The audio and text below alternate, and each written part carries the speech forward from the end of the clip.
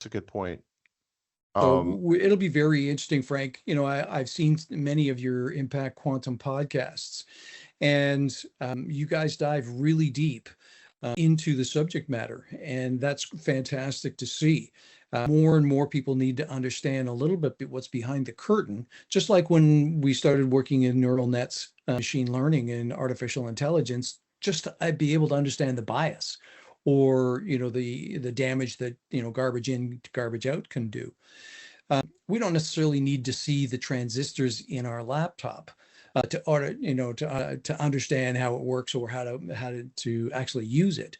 Same thing will apply to quantum computers, but at the same time, if the accuracy level is not there, let's say you get 99.999% accuracy on your technology. Well, again, on trillions of transactions or pieces of data, that last nine can represent a real error for you as an organization.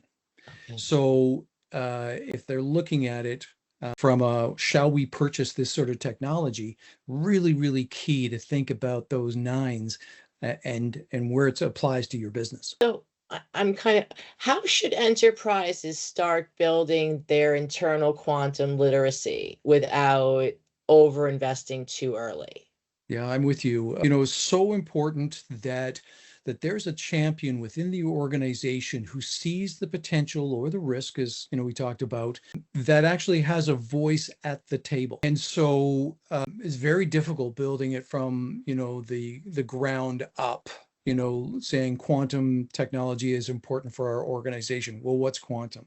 I don't know how many elevator conversations I've had with C-suite people that within 30 seconds, I had to be able to describe what quantum computing was.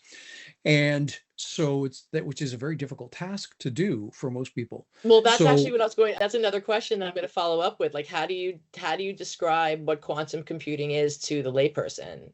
Yeah, so whenever I'm talking to a C-suite person or a CTO, my first question is, what are some of your biggest technology problems? And so they would lay out those problems, and I say, well, which ones are the most difficult? That'll be very, very challenging to ever solve. And so they give me those, and I say, what if I had a solution that might be able to address those? Mm-hmm. And now we've got a conversation. Yes. So that's a good way to put it. without saying entanglement or superconducting or superposition or any of those sorts of key factors in quantum computing. So that's where I'm able to grab their attention that would put it on the table. And so they need to be able to go back to their organizations and say, when we think about the future, we think about the hardest problems we have to solve. What if we could if we could actually address those problems either in real time or in short order, where we cannot do it today, no matter how great our supercomputers are. Okay. That's the way in. No, I mean, and that's fair, right?